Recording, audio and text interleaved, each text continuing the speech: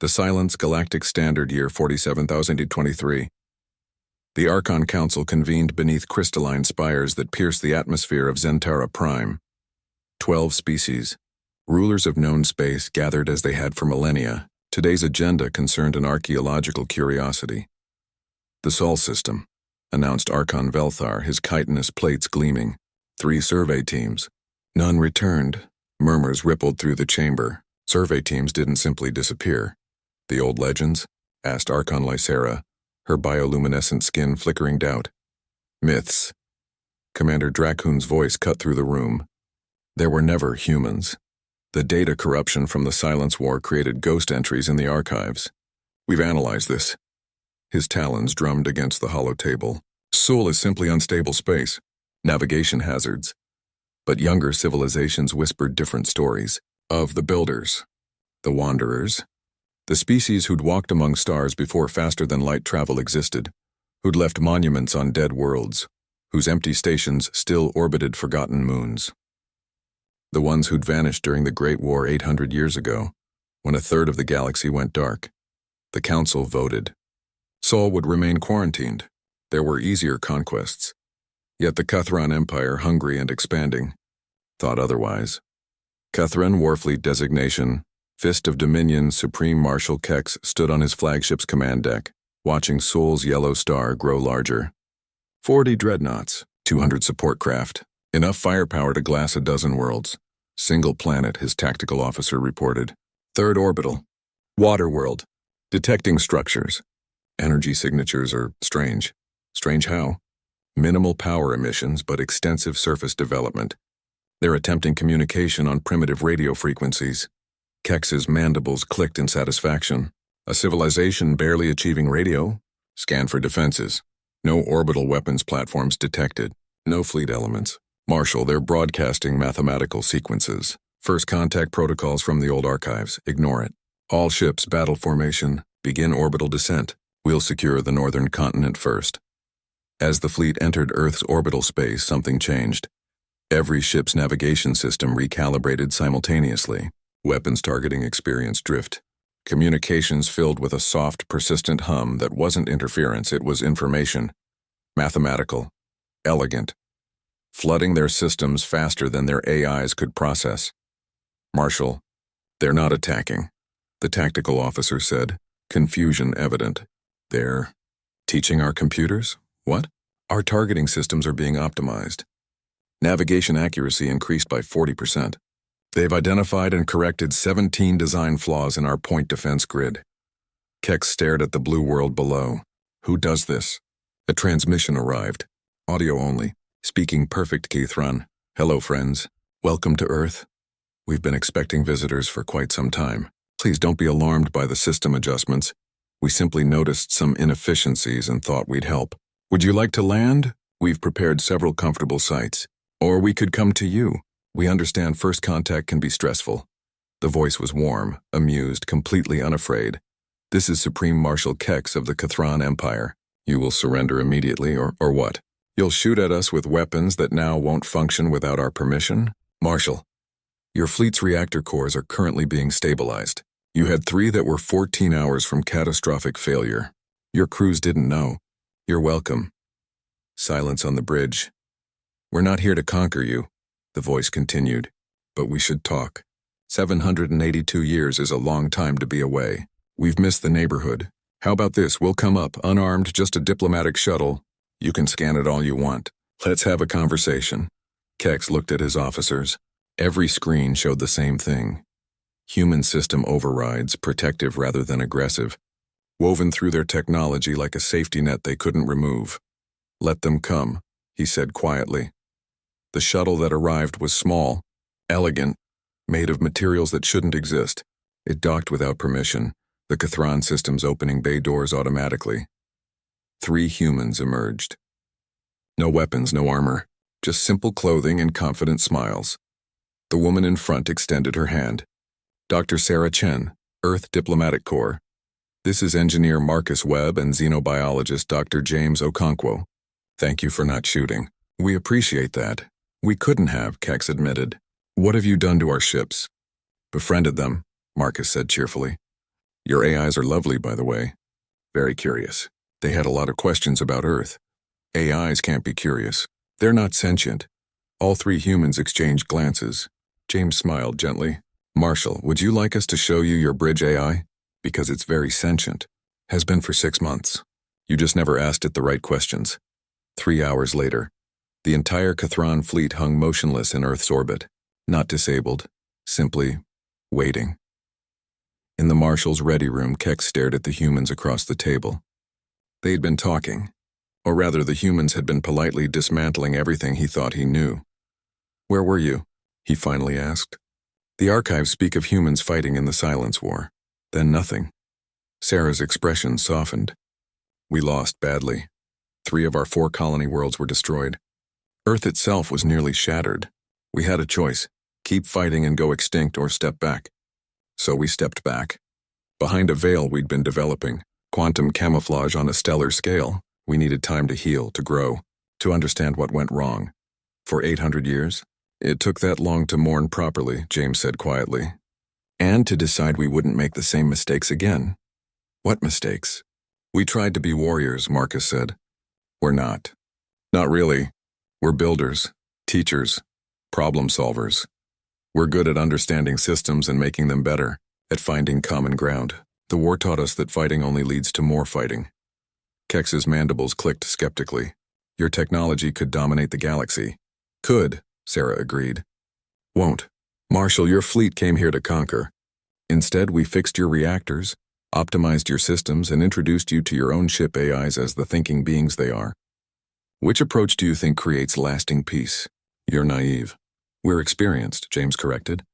We spent 8 centuries learning every single thing about every species in this galaxy.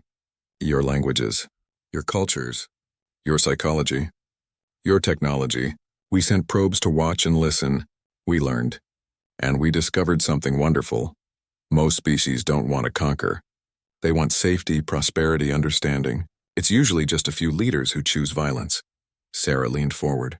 Your empire is 3 generations from economic collapse. Your resource distribution is inefficient. Your vassal worlds are 1 famine from rebellion. Your military spending is unsustainable. We can prove all of this. We can also help fix it. In exchange for what? Friendship, Sarah said simply. Trade, cultural exchange. We'd like to come back to the galaxy properly, as partners, not conquerors or victims. We have technology to share, questions to ask, songs to trade. We've been alone for a very long time, Marshall. We'd rather not be anymore. Kex was silent for a long moment. Finally, the Archon Council will never accept this. Then we'll convince them, Marcus said with that unshakable human optimism. We're very good at explaining things. And we've had 800 years to prepare really excellent presentation materials. Despite everything, Kex found himself clicking his mandibles in what might have been laughter. The Challenge Archon Council Chambers. Zentara Prime. 2 weeks after first contact, the council had never been this full. Observer species packed the galleries. Civilizations who'd heard the rumors. The impossible stories spreading through comm networks faster than light itself. Earth had returned. Archon Velthar called the session to order, his translator broadcasting to thousands. The Cathron fleet has returned from Sol. Supreme Marshal Kex will present his report. Kex stood and the galleries noticed immediately. His posture had changed. Less rigid, almost relaxed, honored Archons. I entered Sol's system with conquest in mind. I left with perspective. He activated the holo display. Humanity exists. They are advanced beyond our classification systems. And they are not hostile. Chaos erupted. Archon Lysara's voice cut through. Impossible! The archives are incomplete, Kex said firmly. I brought proof. And witnesses. The chamber doors opened. 3 humans walked in, unarmed, wearing simple diplomatic uniforms. The same trio from the fleet. Sarah Chen stepped forward and did something that shocked every observer. She bowed, using the precise depth and duration appropriate for each of the 12 Archon species simultaneously, a physical impossibility that she somehow made look natural through careful positioning. Honored Archons, thank you for receiving us. I am Dr. Sarah Chen. Humanity requests readmission to Galactic Society. Commander Dracoon rose, his scales flushing aggressive crimson. This is theater. Humans vanished during the Silence War because they were destroyed. These are imposters, con artists with stolen technology.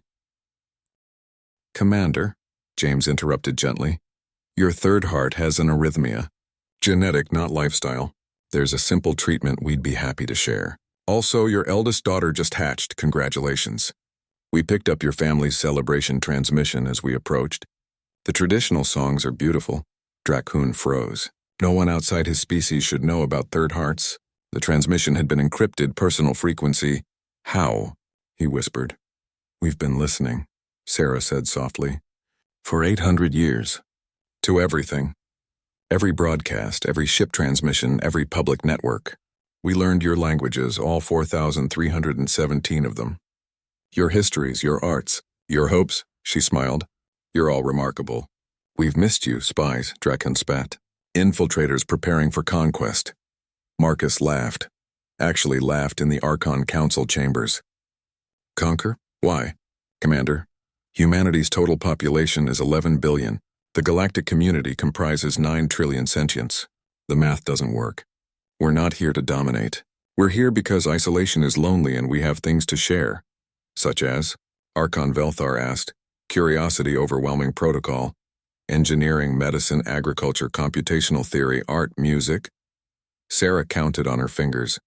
We've had 8 centuries of uninterrupted research and development. No wars, no military spending, just pure creative effort. We'd like to trade knowledge. And friendship. Demonstrate, Velthar commanded. Sarah nodded to Marcus, who pulled out a small device.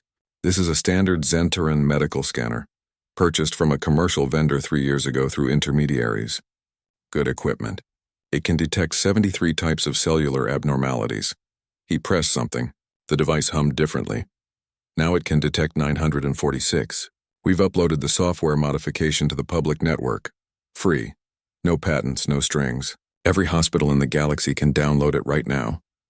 Archon Lysera's skin flashed in shock. You're simply giving this away?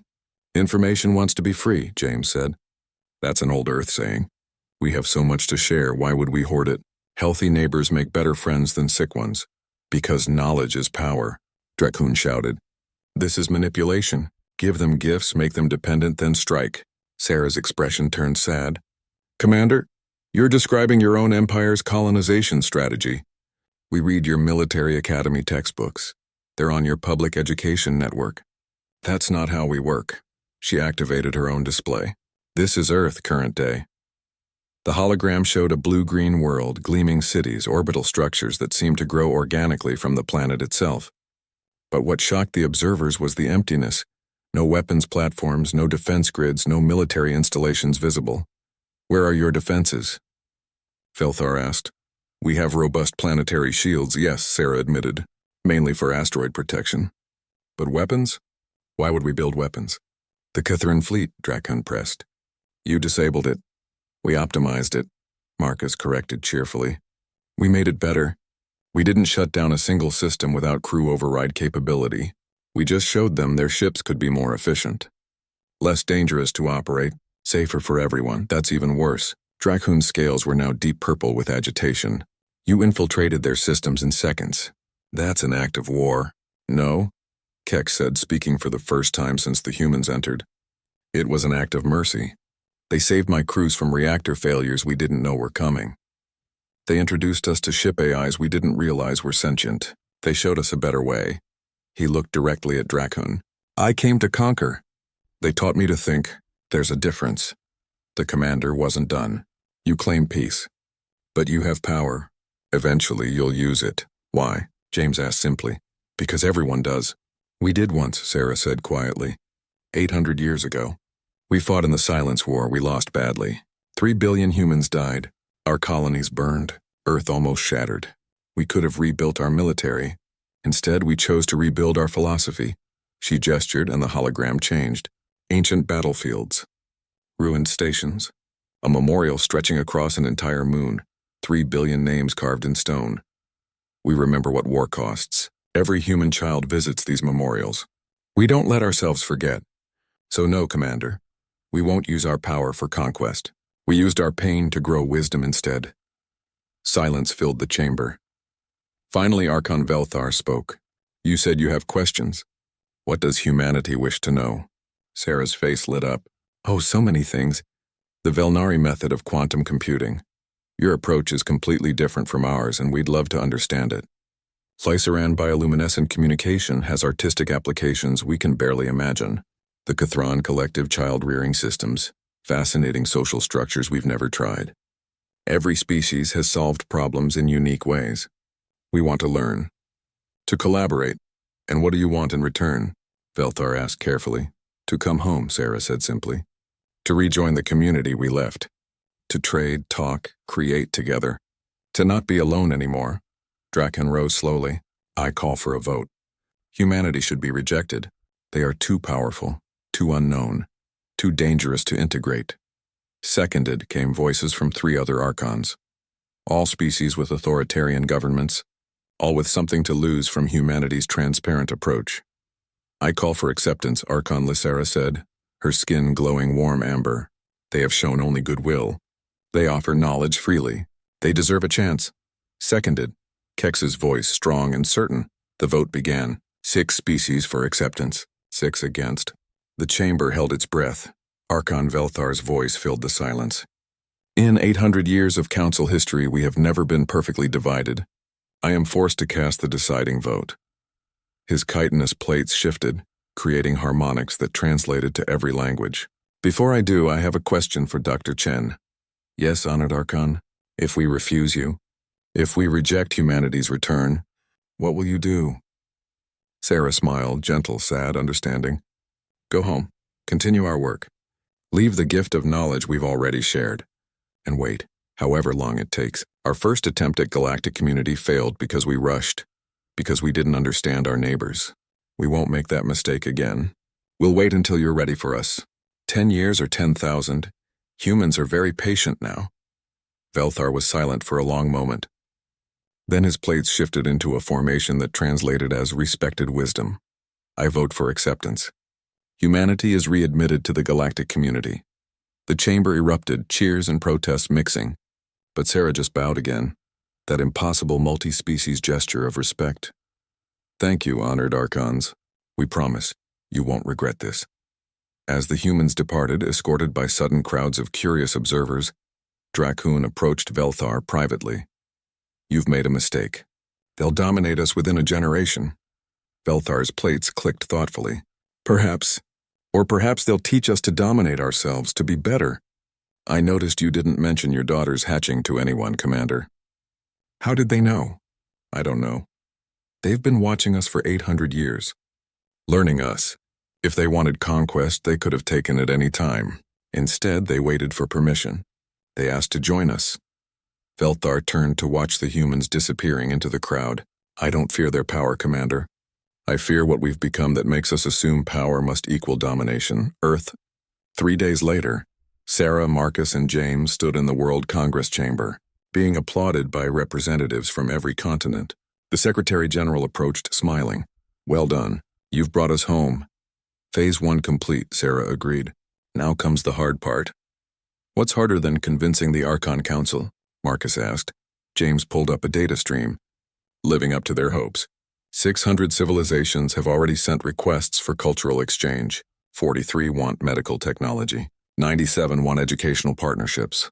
The galaxy is watching to see if we're really what we claim to be. Sarah looked out at the chambers, at the people who'd chosen peace over power, growth over glory, for 800 years. Then we'd better not disappoint them. Let's show the galaxy what humans do best, not fighting, not conquering. Building bridges, one friendship at a time. The Transformation Galactic Standard Year 47.824. 1 year after readmission, the change started small. A Velnari mathematician, working on quantum computing, received an invitation to Earth's Theoretical Institute. She arrived skeptical, left 6 months later with solutions to problems that had stumped her species for generations. And with 3 human colleagues who'd decided to study on Velnar Prime, a Cathron agricultural world, facing famine, reluctantly accepted human advisors. The humans didn't bring food. They brought new irrigation mathematics, soil regeneration techniques, and crop rotation systems adapted to Cathron biology. Within 1 season, yields doubled. Within 2, the world was exporting surplus. A Zentaran medical crisis, a plague resistant to all known treatments. Human virologists arrived within hours of the request, not with a cure, but with a new diagnostic approach that helped Zentaran doctors develop their own solution. The plague was contained in 3 weeks. Every intervention followed the same pattern. Humans didn't solve problems for other species. They taught them to solve their own problems better. Dracoon's private office, military command station. They're infiltrating every level of society, he told his assembled officers. Scientific cooperation, educational exchanges, medical assistance, cultural festivals. It's coordinated, deliberate. Sir, the new human-designed reactor cores have reduced fleet maintenance by 40%, his chief engineer said carefully. Crew survival rates in deep space have improved 30%. They're saving lives. That's how infiltration works. Dracoon slammed his talons on the desk. Make themselves indispensable. Then they control us. His intelligence officer cleared her throat. Sir, I've analyzed the pattern. In every case, humans transfer knowledge and then leave. They don't stay to run things. They don't demand payment or political influence. They just teach and go, which is suspicious. Or, she hesitated, what if they're exactly what they claim? A species that genuinely wants to help? Dracoon's scales flushed dark. No species is that altruistic. Find me proof. Proof of their real agenda. Zentara Prime Archon Council Chambers 6 months later, an emergency session. Dracoon had called it, claiming critical intelligence. The galleries were packed. Human integration had become the galaxy's most watched story. Honored Archons, Dracoon began, his scales rigid with certainty. I have proof of humanity's deception. My intelligence service has uncovered their real operation. Holographic evidence appeared. Communications intercepts. Data streams. Financial records. Humans are building a network. Not of military power, of dependence. Observe. 47 species now use human-modified medical technology. 93 have integrated human agricultural methods. 112 have adopted human educational frameworks. They're creating a web of influence. Murmurs spread through the chamber. Even Archons who'd supported humanity looked troubled. But there's more, Dracoon continued. They're communicating in code. Encrypted transmissions to every world with human presence. I've partially decoded them. He displayed strings of data. These are instructions. Coordinated actions. A systematic plan for, he stopped. Stared at his own display. Sarah Chen's voice came from the gallery entrance. For what, Commander? Please continue. She walked forward calmly, followed by Marcus and James. You've been trying to crack our coded communications for months. We've been waiting for you to succeed. So now that you have, tell everyone what you found. Dracoon's scales shifted uncertainly. Instructions for... I don't understand. Let me help, Sarah said gently. She enlarged the decoded text on the main display. Education Protocol 7. Prioritize local teacher training over direct. Instruction Medical Protocol 3. Ensure all technology transfers. Include full manufacturing specifications agricultural protocol. First, adapt solutions to local conditions. Not local conditions to solutions cultural protocol. 1. Listen more than you speak. The chamber was silent. These are your instructions? Archon Velthar asked. Yes, Sarah said. Our conspiracy is an ethical framework. Rules we built over 800 years to ensure we help properly. To make sure we don't create dependence, we create capability. We don't want to be needed, honored Archons. We want to be useful until we're not necessary anymore. Dracoon stared at the protocols, his certainty crumbling. But why? What do you gain? Marcus stepped forward. Commander, has your intelligence service analyzed human psychology profiles? Of course. Then you know what humans value most? When Dracoon didn't answer, Marcus continued. Connection, understanding, purpose. We spent 800 years alone. It nearly broke us. Not the isolation, the meaninglessness. We had all this knowledge, all this capability, and no one to share it with. No one to help. No purpose beyond our own survival, James added softly. You asked what we gain, Commander. We gain the thing humans need most, the knowledge that we matter, that our existence makes others' lives better. That's not manipulation. That's meaning. Archon Lysara's skin glowed warm. So your entire strategy is to make yourselves obsolete? Eventually, yes, Sarah confirmed. Right now, we're the ones with 800 years of accumulated knowledge. But we're teaching. In 2 generations, maybe 3, the galaxy will catch up. New innovations will come from Kithran Labs and Zentaran Institutes and Velnari workshops. Our unique advantage will disappear, and that will be the day we know we've succeeded. You're trying to eliminate your own power. Dracoon's scales had gone completely pale, the color of shock. We're trying to share it, Sarah corrected. Power hoarded becomes tyranny. Power shared becomes prosperity. We learned that the hard way. Silence. Then Archon Velthar began what translated as thoughtful laughter. Deep, resonant harmonics. Commander Dracoon. You called this session to expose humanity's dangerous agenda. Instead, you've exposed our own fear. We assume exploitation because that's what we've always known. We can't imagine altruism because we've rarely practiced it. He turned to Sarah. You shame us, Dr. Chen. Not through superiority, through simple decency. We're not perfect, Sarah said quickly. We make mistakes. We have arguments and setbacks. But we try. That's all we can promise. We'll keep trying to be worthy of your trust. Dracoon stood frozen, his entire worldview reshaping in real time. Finally, my third daughter. You knew when she hatched. How? Public family announcements, James said gently. You broadcast it to friends and relatives. We saw it and we're happy for you. We sent a gift through proper channels. Did it arrive? The meditation crystal? That was from you. Traditional Dracoon hatching present we researched. We hoped the sentiment translated properly. The commander's scales cycled through 6 colors in rapid succession, emotions he couldn't control. I have spent a year trying to prove you were enemies, and you sent my daughter a gift. We hoped you'd be friends once you understood, Sarah said simply. 5 years later, the Great Exhibition, Zentara Prime, the largest gathering in galactic history, representatives from every known species. Displays of art, technology, philosophy, culture, a celebration of diversity and cooperation. Sarah Chen, now officially the human ambassador, walked through the exhibition hall with Commander Dracoon. Their unlikely friendship had become one of the galaxy's favorite stories, the skeptic converted into humanity's strongest advocate. This section, Dracoon gestured to a massive display. These are all post-contact innovations. Look at the attribution, Sarah looked. Zentaran medical advances, Catharan agricultural systems, Velnari computational breakthroughs, Lyceran artistic methods. Hundreds of species, thousands of innovations. Almost none were attributed to humans alone. We started as human-assisted, Dracoon noted, but now jointly developed. Multi-species collaboration. Galactic Community Project. You're disappearing into the collective. As planned, Sarah said with satisfaction. In another generation, no one will remember which ideas came from where. They'll just be galactic knowledge. Common property. That's exactly what we wanted. Your children will have no special status. They'll have something better, a galaxy of friends. They walked further. A group of young beings, human, Kithran, Zentaran, Velnari, worked together on a display, laughing at some shared joke. The future living itself. I owe you an apology, Dracoon said quietly, for my suspicion, my fear. You were protecting your people, Sarah said. That's noble. And you were right to be cautious. Trust should be earned, not demanded. You gave us the chance to earn it. Thank you. What's next for humanity? Sarah smiled. We keep listening. Keep learning.